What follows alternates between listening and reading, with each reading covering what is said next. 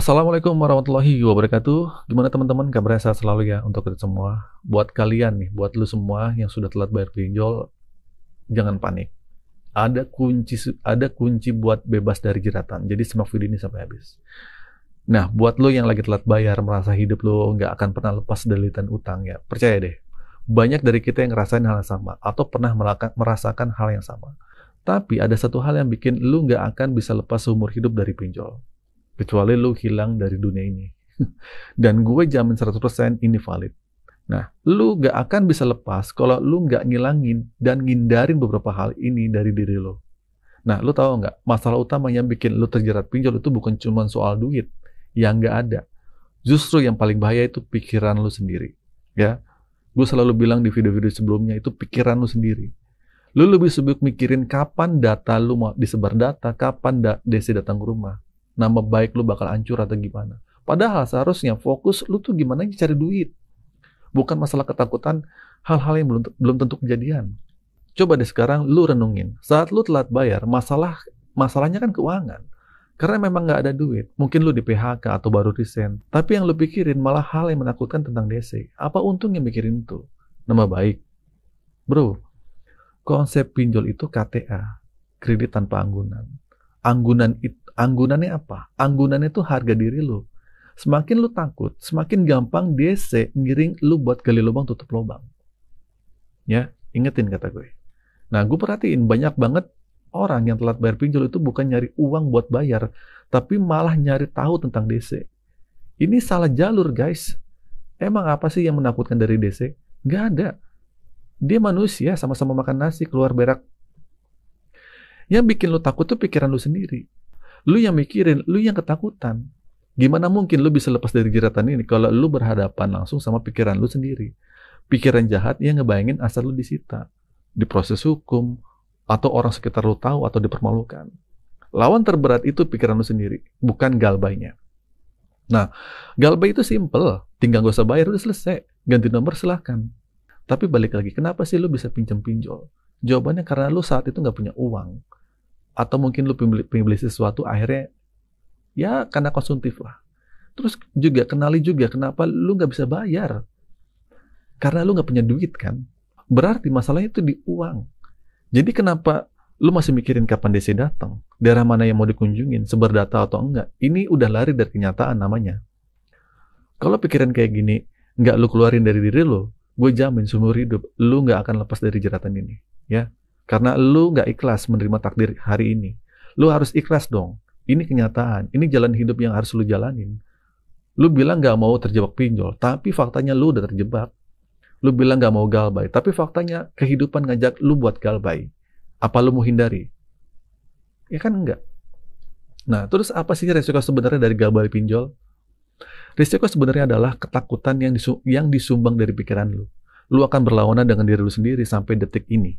Nah, gue perhatiin ya, semua yang berhasil lepas dari pinjol itu karena mereka mampu melawan pikiran mereka sendiri. Jadi kalau lu pengen lepas dari jeratan pinjaman online, lu harus fokus bekerja dan berusaha. Ya, kerja dulu, kumpulin uang, saat itu boleh bayar atau dicicil atau dinegosiasi lah. Kesampingkan dulu semua ketakutan lu. Kesampingkan semua drama-drama yang lu ciptain. Jangan terlalu percaya sama pikiran buruk yang ada. Persetan dengan omongan orang sekitar. Nah, satu-satunya orang yang bisa menyelamatkan hidup lu itu lu sendiri. Orang lain cuma bisa ngingetin. Praktiknya cuma ada di tangan lu. Baik atau enggaknya jalan hidup lu itu tergantung sama diri lu sendiri. Jangan salahin orang lain, jangan salahin pinjolnya, jangan salahin siapa-siapa. Salahkan diri lu sendiri dan ubah jalan hidup lu. Nggak bisa lu tiap hari, bang, galbay, ini aman apa enggak, bang, ini aman apa enggak. Faktanya lu tuh nggak mampu bayar. Walaupun gue tahu ya yang lu tanya aman ini maksudnya ada DC apa enggak. Oke, kalau kayak gitu gue tanya balik nih, hari ini lu punya duit nggak? Lu bisa bayar nggak? Poinnya tetap sama kan? Minjem karena nggak mampu, bayar juga karena nggak mampu, nggak bayar juga karena nggak mampu. Gimana caranya sesuatu yang nggak mampu ini jadi mampu? Nah, ini PR buat lo. Terus tentang masalah ada orang katanya mau hapus data sama backup data. Nah, jangan sibuk mikirin jasa-jasa yang nggak jelas. Yang nyuruh lo tanda tangan surat kuasa lah atau hal-hal aneh. Lu kira DC takut sama hal begitu? Enggak. Lu kira mereka bakal berhenti cuma gara-gara backup data? Enggak. Lu kira bakal lu beli stiker di rumah gitu anti DC itu enggak ada gitu. Itu cuma penipuan lah. Cuma buat ngelabuin pikiran lu. Itu cuma memanfaatin ketakutan lu yang terjadi hari ini. Kalau lu pengen lepas dari jeratan pinjaman online, ubah mindset lu, ubah cara berpikir lu, hadapi dengan gentleman. Dan lu katakan di hati lu, oke, gua nggak mampu bayar. Berbarengan dengan itu kita harus siap. Ya, gua tampung resikonya. Itu namanya gentleman. Kalau lu pengen gabay tapi nggak ditagih, nggak ditelepon, nggak ada yang mau ngehubungin atau nggak mau disebar data, ya lu pinjam aja sama bapak lu atau teman-teman lu, ya sama teman juga kadang ditagih kan. Tapi ini ranahnya ranah pinjol, men.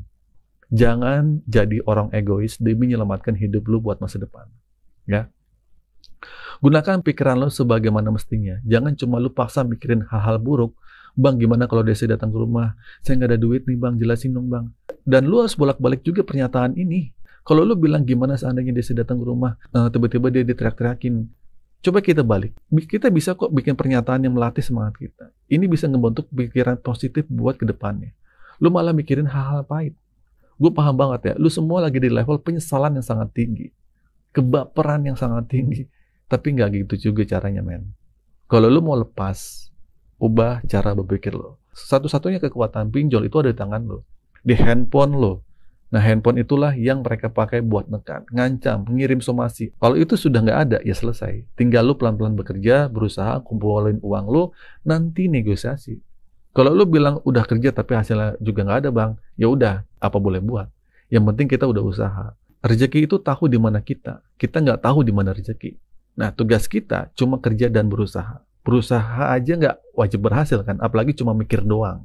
Jadi kesimpulannya, buat lo yang pengen lepas atau dari pinjol, udah deh putus komunikasi, ganti nomor WhatsApp, email, supaya teror itu nggak ada lagi. Dan paling penting perbaiki jalan pemikiran lo.